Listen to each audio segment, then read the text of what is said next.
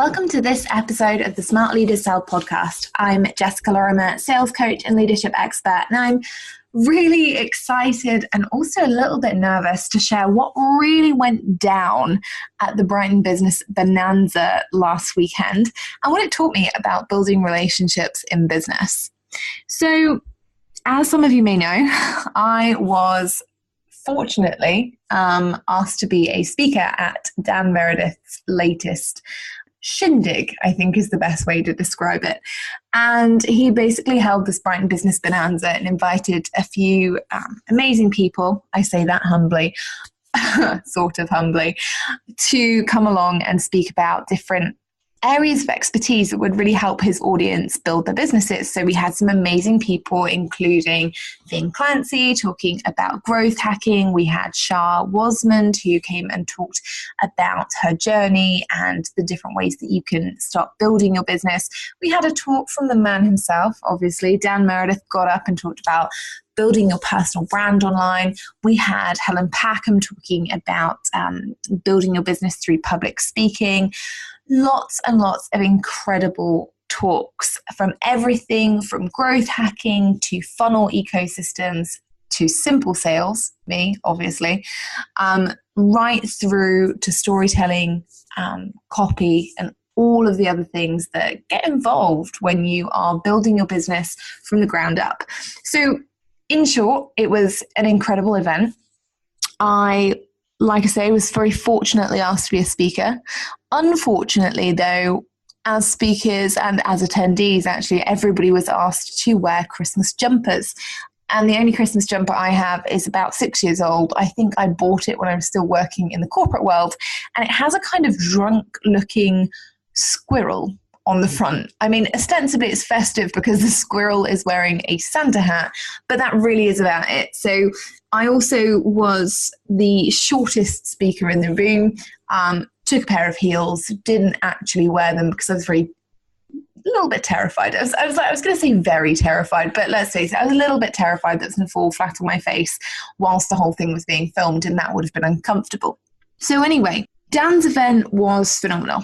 It's not often that you get so many great people in a room together, not least in Brighton. You know, most of the events in the UK are held in London. So taking everybody to a seaside town was a bit of a novelty.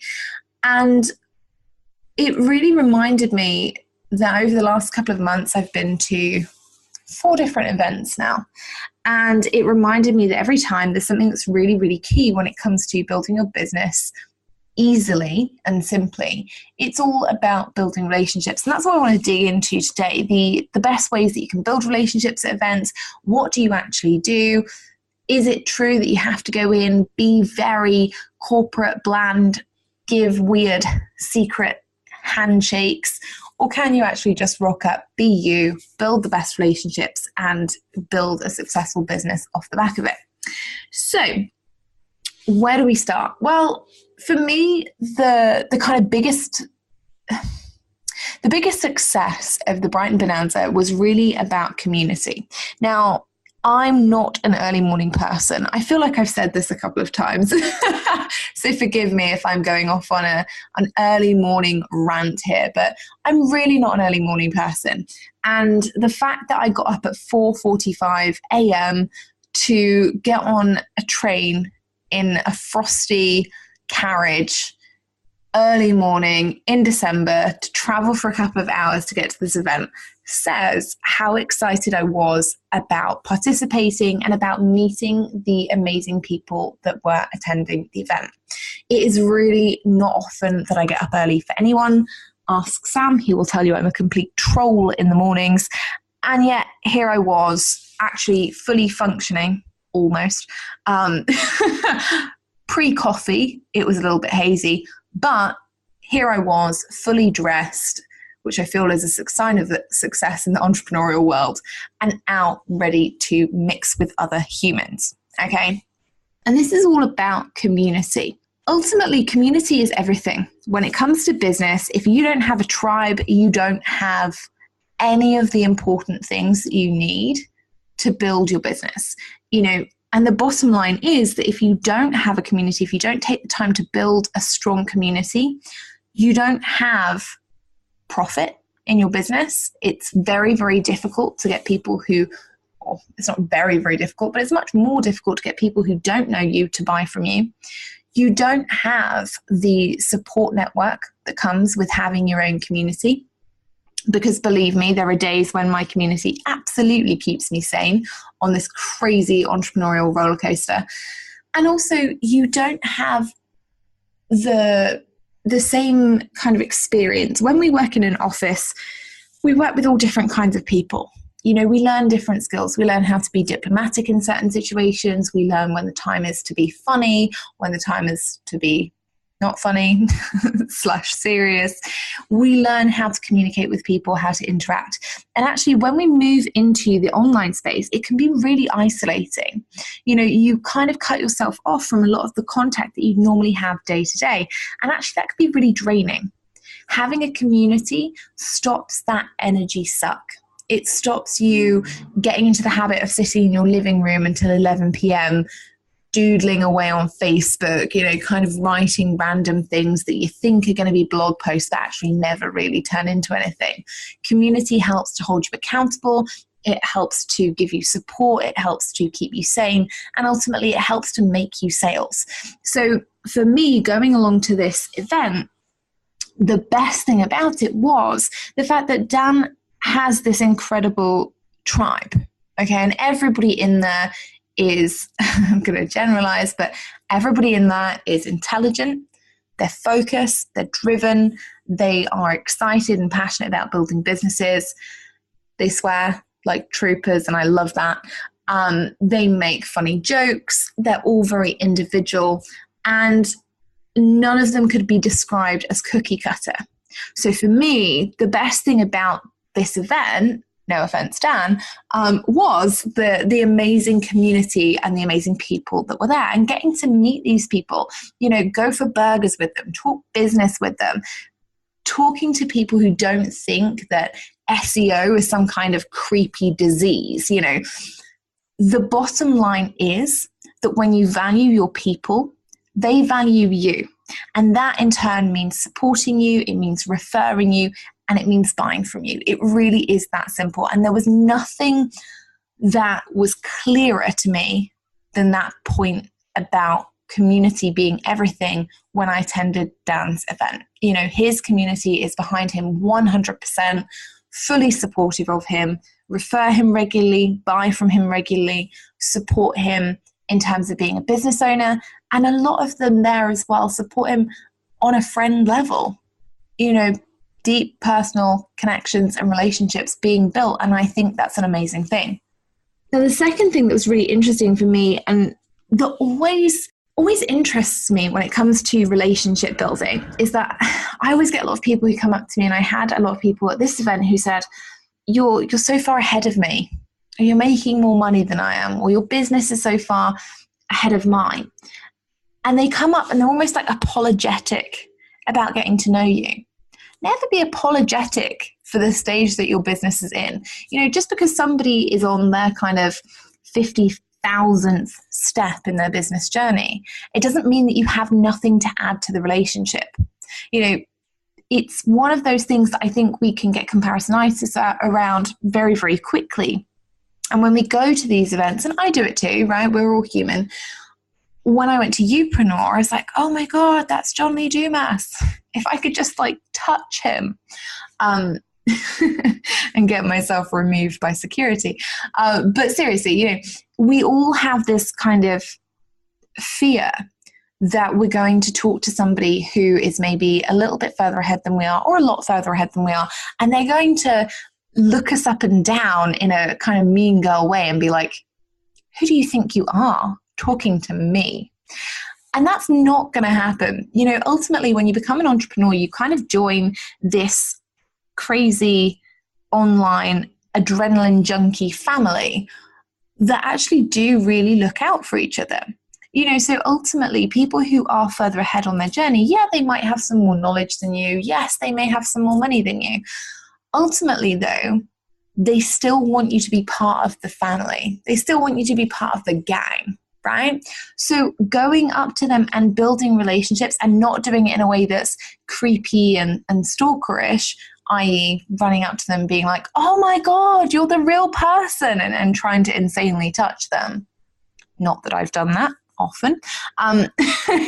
That's probably not going to set your street cred on fire, let's face it.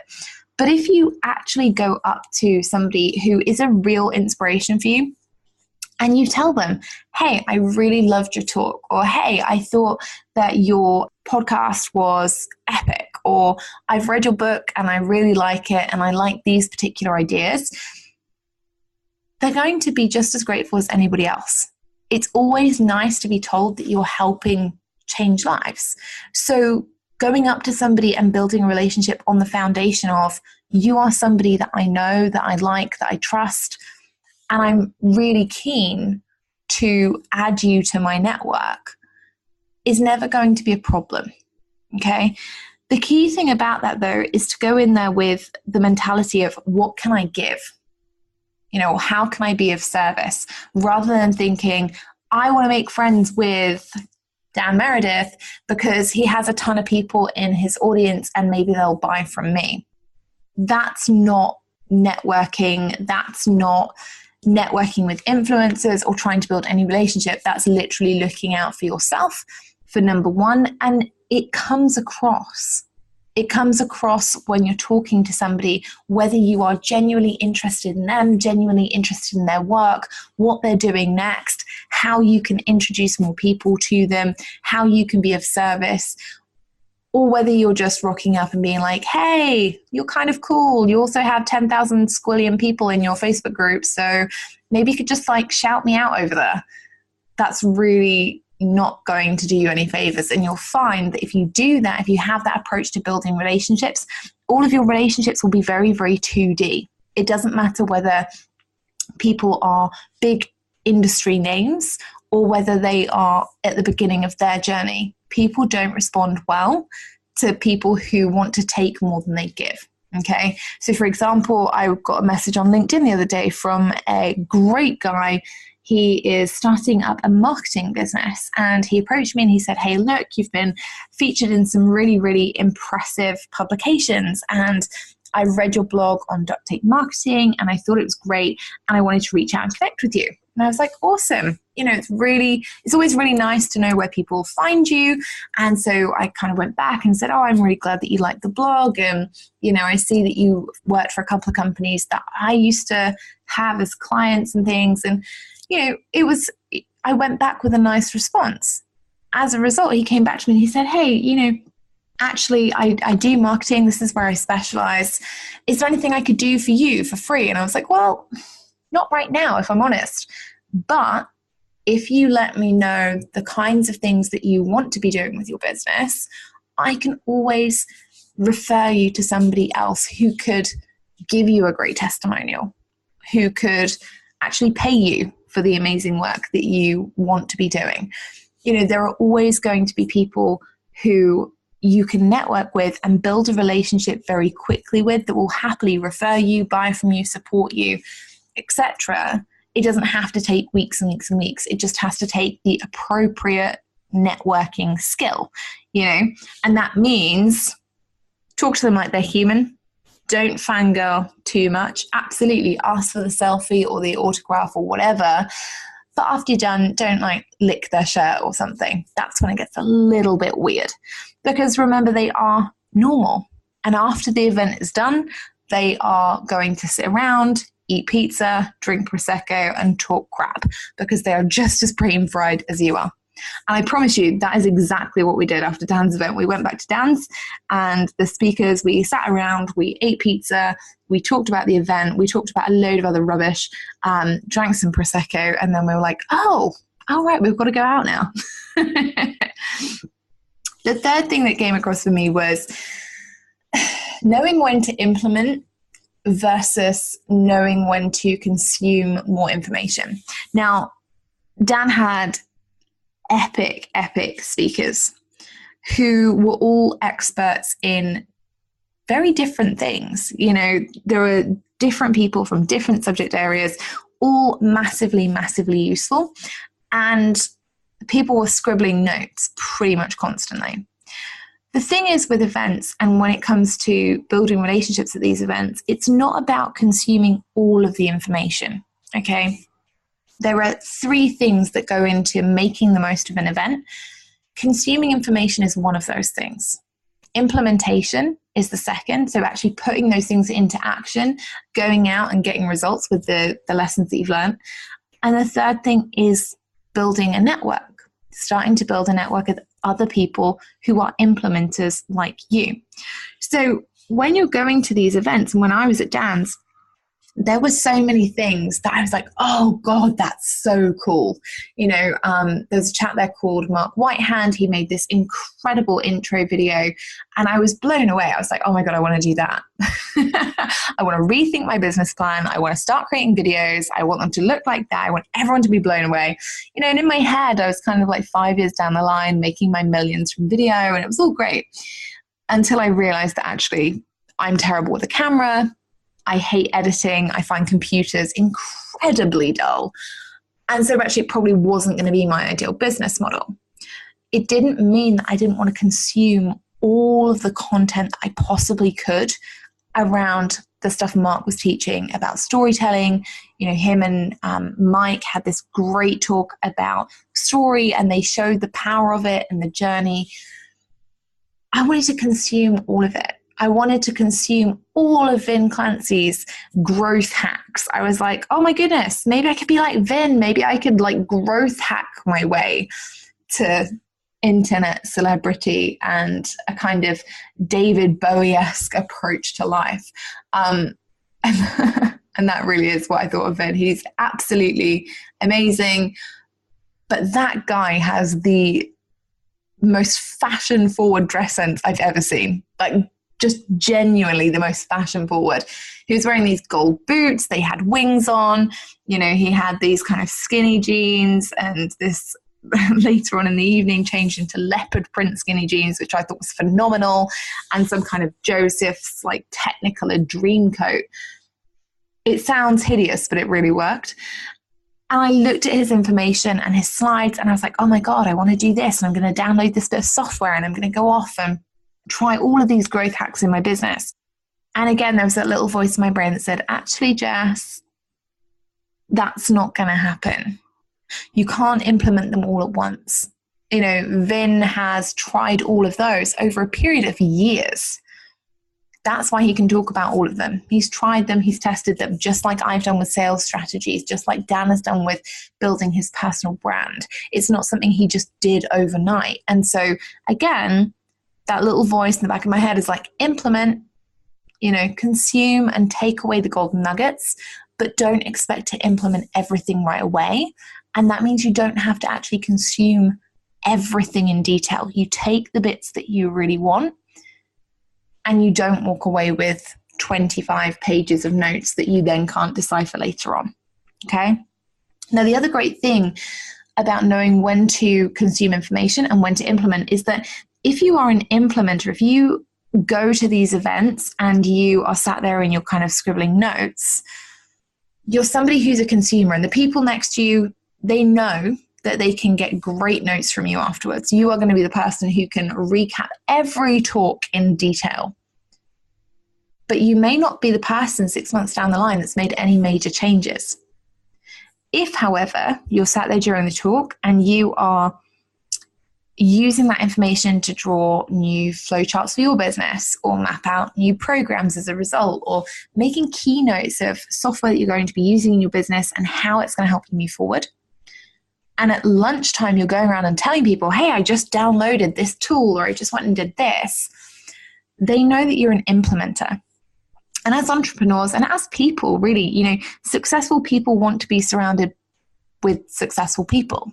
And the thing that helps people be the most successful is actually taking action. You know, successful people have failed a lot, but they've also tried a lot. They've also implemented a lot. They've also taken action consistently. And so when you show people at events that you are an implementer, you are automatically building relationships with other people who are great implementers, right? Like attract like. And that way you do two things. One, it means you're actually taking action at the event. It means you're getting to talk to other people who are action takers, who are going to, spur you or motivate you. But also it means you leave the event with a network of people who can help keep you accountable afterwards. You've now got built-in accountability buddies, and that's really, really powerful.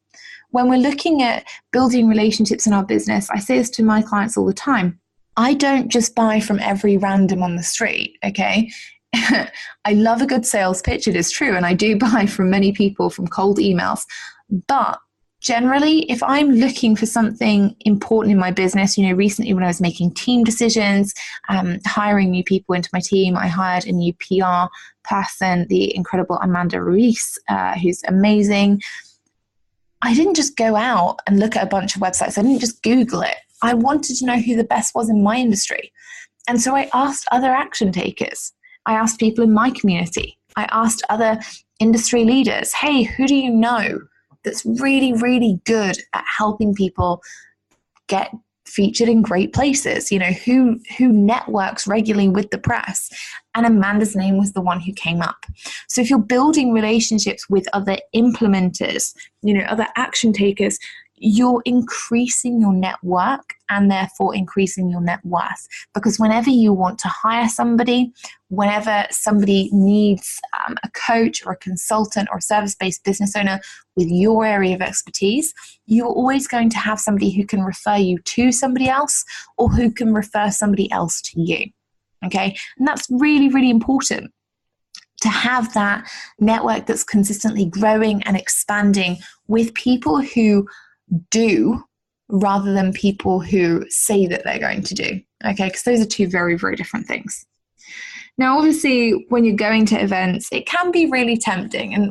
And back when I was in corporate, the idea was that you go to the event, you'd be as professional as possible. Everybody would kind of compete to be a stuffy white shirt. And you'd leave with a bunch of business cards that, let's face it, just sat on your desk and propped things up for about 6 months until you got sick of seeing them and threw them in the bin. When you're an entrepreneur and you go to these events, ultimately, like I was saying earlier, they're designed to do a few different things. Give you information, help you implement, and also provide you with a network. So it's really important that you show up to these as you. Now, I'm going to admit, Dan's event was not my finest hour of showing up as me. There are a few little details that I may have missed, and I'm fully blaming the early morning start and the lack of coffee that I had on the train. But when I actually got to the event, I had a couple of minor, fairly major mishaps when it comes to relationship building. The first one was that I couldn't actually use the tea or coffee machines, okay? And I'm sure the hotel makes these very, very simply and that many, many people can use them. But for whatever reason, they have this weird little nozzle thing on the top and then a button that you can't see. I obviously missed the invisible button and I was sat there for ages trying to work out how to make the nozzle work so I could pour water out of it into my cup of tea, and it wasn't happening. Luckily, very, very lovely gentleman managed to point out to me that I was being incredibly stupid and for want of a better word, and helped me locate the not so invisible button that then appeared to my shame. The second thing that happened was that this lovely gentleman who'd come and help me when I was in a complete bind introduced himself to me and said, I actually listened to your podcast. I was like, oh, that's really cool. I just got really excited. It's not often that you meet someone in person that listens to your podcast. I was like, wow, that's really awesome. And he said his name to me, and in my kind of like, I've just had one sip of tea, it's very early in the morning state, I thought he said his name was John. And I was like, oh yeah, cool, right, yeah. And so subsequently, the 4 people that I then met, I was like, oh, this is John, this is John, this is John. Turns out this chap's name was not John at all, it was Damien. So how I got that one mixed up, I really don't know. And Damien, hopefully when you listen to this podcast, you can accept my sincere apology for getting that mixed up. However, you do have a really cool new nickname. I mean, if you've ever wanted a different name or a pseudonym, people are now calling you John. So I feel like we've made something here. We've created something together. But that is who I am. I don't always remember names. Faces, yes. Names, no. I don't have that much common sense. God knows who let me have a driving license. If they've ever seen me parallel park since, I think, there would be problems. But actually, as a person, I have some inherent flaws. I'm forgetful, I can't park, I don't really have that much common sense when it comes to daily life things, boiling kettles, remembering to take plastic off of things that you put in the oven, etc. But in terms of my business, I'd say I'm a pretty smart cookie. I know sales inside out. I'm very strong when it comes to business acumen and making the right decisions. I'm very good at building strong communities and tribes.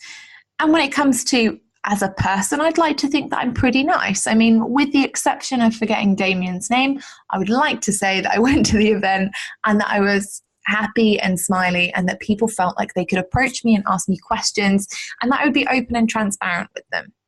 And that's kind of exactly who I am. What you see is what you get, or in the case of listening to the podcast, what you hear is what you get. If you want to email in and ask me questions, you can, and I'll always respond.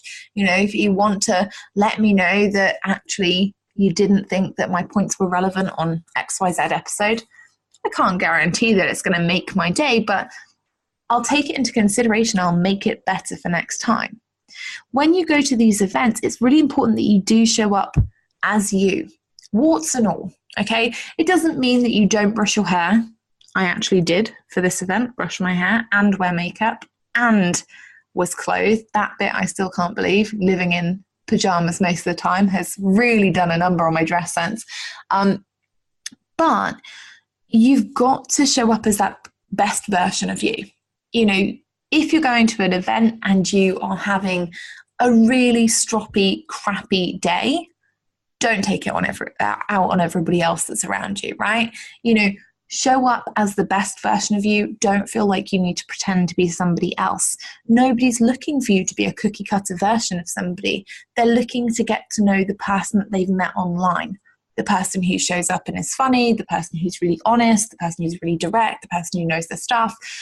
They're looking for that person in the room. They're not looking for the person who is hiding behind a cookie cutter image or who doesn't come across in the same way, because that makes us feel like you're out of integrity and it makes us concerned. Why would you not show up in real life as you do online, or vice versa? Okay. So when you are going to events, when you are building relationships, don't be afraid to be you right from the beginning. You are good enough to build relationships with anybody in that room. Don't forget that. Equally, when you're building relationships, also don't forget people's names, because honestly, I have now had to apologize to Damien twice publicly, once during my talk, once on my podcast, and I'm guessing every single time that I meet him for the rest of our natural born business relationship. But don't be afraid to be yourself, and don't beat yourself up about any little mistakes that you do make. We're all human. Nobody's perfect. Okay? And then finally, understand the value of the follow-up. When it comes to relationship building, this one always really entertains me. How many events do you go to where you have a really interesting conversation with somebody, you have this really great conversation, you're talking about all the things that you're going to be doing after you've been to the event, everything's really interesting, and you end it with, oh my God, yeah, you should send me a message, or we should connect on Facebook or whatever. And then you kind of walk away in your head fully intending to do exactly that, fully intending to stalk them on social media and send them a message the day after. And then you just don't. And suddenly it's 2 weeks later and you're a bit like, oh, well, if I do it now, will it be awkward and weird and uncomfortable? Oh. And so we have that tumbleweed period of time where you don't reach out, they don't reach out. And it's kind of like that awkward moment when you realize that that person who you message back on Tinder, they're not going to be messaging you. They are fully in a relationship with somebody else, and you are at the back of their mind. Okay? Don't let that happen. When you go to an event, you really do have to understand the importance of the follow-up and doing it the right way. You know, it took me 3 days after this event to answer all of my messages. You know, I was very, very fortunate. There were lots of incredible people who went, who really enjoyed my talk, which I was obviously very glad about, and who took the time to reach out to me and say, hey, Jess, thanks. I thought your talk was great. This is what I liked about it. And that's awesome. Because, you know, it's really good to know that people liked what I was saying. That's a little vanity point, right? We all like to know that people like what we're saying. But the other thing was that people were actively reaching out. You know, people were being proactive. They wanted to build a relationship with me. And little old me in my head, oh, wow, gosh. And I must be kind of okay, right? I must be kind of okay at this. People still want to talk to me. They didn't run away screaming, even after all the faux pas that I made. So you've got to understand that when you walk away from the event, it's not just a case of sending somebody a Facebook friend request and hoping that they kind of remember who you are. It's about sending them a little note that said, hey, look, I loved sitting next to you at the event. I thought we had a great conversation about chatbots or list building, whatever it might be. You know, it's about reaching out to speakers that you thought genuinely really impacted you and that you're going to take their ideas and actually move forward and implement, and saying, hey, you know, your talk was great. I really liked this piece. This is what I'm going to do in my business as a result. Because 9 times out of 10, if you send those kinds of messages to people, they're going to respond and say, awesome, that's great. Have you thought about this? Awesome, that's great. Let me know how you get on. And I did that. I had a really, really good follow-up. So I went to the event and we were kind of talking to people afterwards. And this great guy, Mark, came up to me and, you know, he said that he liked my talk. And I was like, oh, that's really cool. And then he messaged me on Facebook the day after. And he said, hey, Jess, I just want to let you know I really did enjoy your talk. And I'm binge listening to your podcast episodes on the drive home. And actually, I was pretty concerned, I'm not going to lie, because it was a really snowy day and travel plans were going awry for a lot of people. And I was like, oh my goodness, please be careful on the road. You know, don't feel like you have to message me. Just make sure you get home in one piece. And he said, no, it's okay. I was getting really into your podcast. I was taking a lot of notes. So I've made my wife drive. And again, apologies, Lisa. I'm very, very sorry that you had to take over the driving. But it was a really good way to follow up because A, he reached out and told me that he was going to implement things from the talk. B, he then went ahead and took more action and started listening to the podcast and again found value there. And then a couple of days later, and this is what I really loved, a couple of days later he reached out and said, I heard you talk about pre-qualification on the podcast and I realized it wasn't something I was necessarily doing. So I've now implemented that in my business. And I was like, that's awesome. You know, implementing a pre-qual form in your business is always going to help you make more sales anyway. But the fact that you've done it after coming to an event, after hearing me speak and going and proactively listening to podcast episodes on your own and doing all that kind of stuff is really, really cool. That's my kind of person. And, you know, a few days after that, he let me know how I'd get on. And that's somebody that I'll be talking to for, I would imagine, quite a long time, unless I do something like forget his name, or spill tea all over him at some other event somewhere. You know, that's a long-term relationship being forged there with somebody that I'm massively impressed by. And, you know, if anyone ever comes up to me and says, oh, hey, do you know so-and-so who can do this? He's always going to be somebody that I now remember and recommend or refer because I know through his actions that he is somebody who's an action taker. He's somebody who's got integrity, someone that can be trusted, that's proactive. Those are the kinds of people that you want to be inviting into your circle, right? So when we're talking about the follow-up, it isn't just, hit the Facebook friend request button or join their group or whatever. It really is reach out, start building that relationship, start talking to people, tell them what value you got from either hearing them speak or being sat near them as an attendee or, hanging out with them at lunchtime. But make sure that you do reach out and start building that personal connection, as well as the going down the flattery route, if that's what you need to do. Because ultimately, when you're building your business, your network really is the most powerful thing that you can have. It's the thing that's going to keep you profitable. It's the thing that's going to keep you sane. And it's the thing that ultimately is going to keep you enjoying it and keeping you as a person, as a human, connected to society. That's a huge, huge thing when it comes to having a long-term successful business. It's got to be something that grows. And that means that your network and your net worth has to grow accordingly. So that's what I kind of got from Dan's epic event. I mean, I got lots of other things from it as well. I got tons and tons and tons of information.